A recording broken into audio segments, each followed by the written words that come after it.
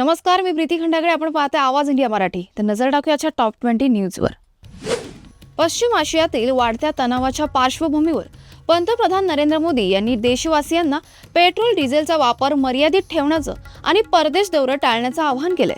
दरम्यान इराणमधून 2500हून अधिक भारतीयांना सुरक्षितपणे मायदेशी आणण्यात आलं असून परराष्ट्र मंत्रालय परिस्थितीवर 24 तास लक्ष ठेवून आहे. UAE, सौदी अरेबिया आणि कतारमधून भारतासाठी विमान सेवा सुरू असून भारतीय नागरिकांनी सध्या इराणचा प्रवास टाळावा असा सल्ला देण्यात आला आहे. महाराष्ट्रातील बीड जिल्ह्यात सोमवारी शेकडो नागरिकांनी अनुसूचित जाती आरक्षणाच्या प्रस्तावित उपवर्गीकरणाविरोधात जोरदार आंदोलन केलं. आंदोलकांनी हा निर्णय अन्यायकारक असल्याचं सांगत सरकारने तो तात्काळ मागे घ्यावा अशी मागणी केली. या आंदोलनामुळे परिसरात काही काळ तणावाचं वातावरण निर्माण झालं होतं. पुण्यातील बहुप्रतीक्षित हिंजवडी शिवाजीनगर मेट्रो प्रकल्पाबाबत महत्त्वाची अपडेट समोर आली आहे. मेट्रो लाईन 3 ची सेवा 15 जून पासून सुरू होणार असून पहिल्या टप्प्यात 12 स्थानके प्रवाशांसाठी खुली केली जाणार आहेत. सुमारे 23 किलोमीटर लांबीची ही उन्नत मेट्रो हिंजवडी IT हबला शिवाजीनगर शहर केंद्राशी जोडली जाणार आहे. यामुळे IT कर्मचारी, विद्यार्थी आणि दैनंदिन प्रवाशांना वाहतूक कोंडीतून मोठा दिलासा मिळणार आहे. मुख्यमंत्री माझी लाडकी बहीण योजना संदर्भात मोठी अपडेट समोर आली. योजनेच्या अंतिम पडताळणीनंतर सुमारे 66 लाख महिला अपात्र ठरल्याची माहिती समोर आली. त्यामुळे या महिलांना आता दरमहा मिळणारा 1500 रुपयांचा हप्ता मिळणार नाही.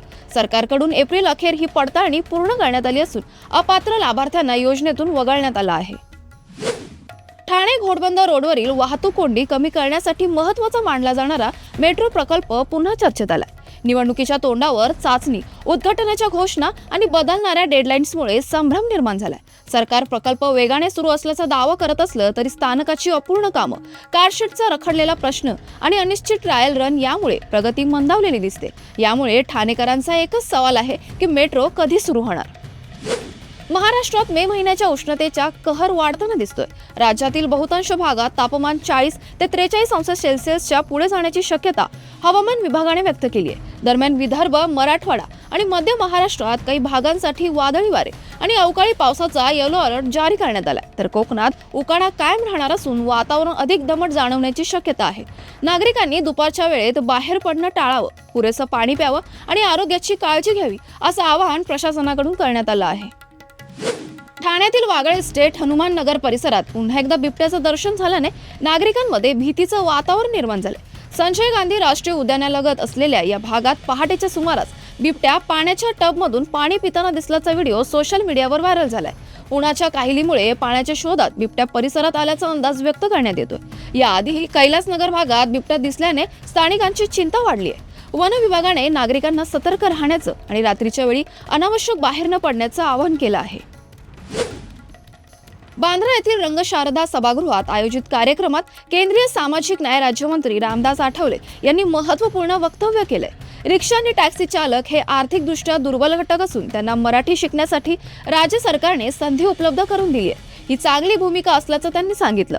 पण मराठीचा आम्हाला अभिमान आहे. मराठी ही आपली मातृभाषा आहे, तर हिंदी ही राष्ट्रभाषा असल्याचंही त्यांनी स्पष्ट केलं. मात्र गरिबांवर मराठीसाठी दादागिरी करणं चुकीचं असल्याचं त्यांनी स्पष्ट केलंय. मुख्यमंत्री देवेंद्र फडणवीस यांनी राहुल गांधी यांच्यावर टीका करत त्यांना भारतीय राजकारणातील सर्वात रिजेक्टेड माल असं संबोधलं आहे.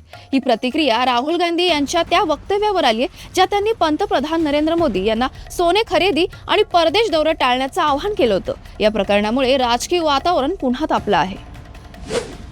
उन्हाळा संपत येत असताना पुढील 20 दिवसात मान्सून दाखल होण्याचा अंदाज वर्तवण्यात आलाय. मात्र सध्या कडक उन्हामुळे पाणी पुरवठ्यावर परिणाम जाणवतोय. याच पार्श्वभूमीवर बृहन्मुंबई महानगरपालिकेने 15 मे 2026 पासून मुंबईत 10% पाणी कपात लागू करण्याचा निर्णय घेतलाय. जलाशयातील पाणीसाठा घटल्याने हा निर्णय घेण्यात आला असून नागरिकांना पाण्याचा काटकसरीने वापर करण्याचं आवाहन करण्यात आलंय. मुंबईसोबतच ठाणे आणि इतर भागांनाही या कपातीचा फटका बसणार असून समाधानकारक पर्जन्यमान होईपर्यंत ही परिस्थिती कायम राहणार असल्याची माहिती देण्यात आली आहे. सावता महाराज स्मारकाच्या विकासासाठी राज्य शासनाने 150 कोटी रुपयांचा निधी मंजूर केला असून त्यापैकी 89 कोटी रुपयांना प्रशासकीय मान्यता मिळाली आहे. या पार्श्वभूमीवर प्रशासनाने तातडीने टेंडर प्रक्रिया सुरू करावी तसेच पुढील 8 दिवसात मंदिराचे डिझाईन अंतिम करावं असं आवाहन पालकमंत्री जयकुमार गोरे यांनी केलं आहे. पंतप्रधान नरेंद्र मोदी यांनी गेल्या 24 तासात दुसऱ्यांदा देशवासियांना इंधन बचतीचं आवाहन केले. आगामी काळात भारतासमोर इंधनाचे मोठे संकट उभे ठाकणार का, अशी चर्चा आता सर्वसामान्य नागरिक आणि तज्ज्ञांमध्ये सुरू झाली आहे. इंधन वाचवणं म्हणजे देशाची संपत्ती वाचवणं आणि पर्यावरणाचं रक्षण करणे होय, असं त्यांनी अधोरेखित केलं. विशेषतः वाहतूक क्षेत्र आणि घरगुती वापरामध्ये ऊर्जेचा अपव्यय टाळण्यासाठी त्यांनी नागरिकांना पुढाकार घेण्याचं आवाहन केलं आहे.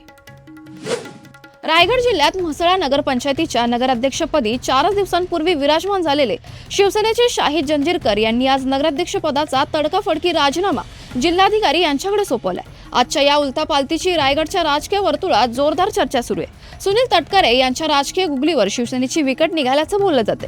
म्हसळा नगराध्यक्षपद राष्ट्रवादी काँग्रेसकडे जाणार असल्याची चर्चा सुरू आहे. काँग्रेसचे प्रदेश सरचिटणीस अभय छाजेड यांच्या कारला पुण्यात अपघात झाल्याची घटना घडली. अपघातात छाजेड यांना गंभीर दुखापत झाली असून छाजेड यांचा ड्रायव्हर देखील जखमी झालाय. उपचारासाठी छाजेड यांना पुण्यातील रुग्णालयात दाखल करण्यात आले. पश्चिम बंगालमध्ये भाजपची सत्ता येताच ममता बॅनर्जी यांच्या अडचणी वाढायला सुरुवात झाली. नगरपालिका भरती घोटाळा प्रकरणात ईडीने टीएमसीचे नेते सुजित बोस यांना अटक केली. अनेक तासांच्या कसून चौकशीनंतर यांना साल्ट लेकमधील सीजीओ कॉम्प्लेक्स येथील ईडी कार्यालयात अटक करण्यात आली आहे. कोकणात पर्यटनाच्या ऐन हंगामात इंधनाचा तुटवडा निर्माण झालाय. इंधन टंचाईमुळे कोकणचे अर्थचक्र संकटात सापडले. इंधन टंचाईचा मोठा फटका कोकणाला बसलाय. पर्यटकांची संख्या कमी झाल्यामुळे पर्यटनावर अवलंबून असलेल्यांचे मोठे नुकसान होत आहे.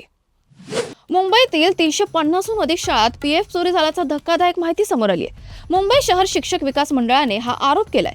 या प्रकरणी 1 जून 2026 पासून राज्यव्यापी एल्गार पुकारला जाणार आहे. शिक्षक नेते डॉक्टर विशाल कडणे यांनी आरपारच्या लढाईचा इशारा दिला आहे. आज देशातील सोन्याच्या बाजारात अलीकडील तेजीनंतर काहीशी घसरण नोंदवण्यात आली. जागतिक बाजारातील अस्थिरता, मजबूत डॉलर आणि अमेरिका इराणमधील तणाव यांचा परिणाम सोन्याच्या दरावर दिसून येतो. सध्या 24 कॅरेट सोन्याचा दर प्रति 10 ग्रॅम सुमारे 1,50,494 ते 1,52,209 दरम्यान आहे. तर 22 कॅरेट सोनं म्हणजेच दागिन्यासाठी वापरलं जाणारं सोनं 1,37,852 ते 1,39,525 प्रति 10 ग्रॅम दरात व्यवहार करते. चांदीच्या दरातही घसरण झाली असून ती आता प्रति किलो 2,60,000 ते 2,70,000च्या खाली व्यवहार करत आहे. IPL 2026 मध्ये काल झालेल्या दिल्ली कॅपिटल्सने पंजाब किंग्सवर 3 गडी राखून शानदार विजय मिळवलाय. 210 धावांचं मोठं लक्ष्य पंजाबने उभारलं होतं. मात्र आशुतोष शर्मा आणि माधव तिवारी यांच्या दमदार फिनिशिंगमुळे दिल्लीने अवघ्या 19 षटकात सामना जिंकला. या पराभवासह श्रेयस अय्यर याच्या पंजाब किंग्सला सलग 4थ्या पराभवाचा धक्का बसला आहे. तुझ्यात जीव रंगला मालिकेतील गाजलेली वहिनीसाहेब पुन्हा एकदा छोट्या पडद्यावर दमदार एंट्री करणार आहे. धनश्री काडगावकर आता घरोघरी मातीच्या चुली या मालिकेत नव्या भूमिकेत दिसणार आहे. तुझ्यात जीव रंगला मधील त्यांच्या खलनायकी अंदाजाने प्रेक्षकांची मनं जिंकली होती. आता नव्या भूमिकेत त्या काय कमाल करणार याकडे चाहत्यांचं लक्ष लागलं आहे. तुर्तास वेळ झाली इथेच थांबण्याची. अशाच महत्त्वाच्या बातम्या बघण्यासाठी पाहत राहा आवाज इंडिया मराठी, शोध सत्याचा.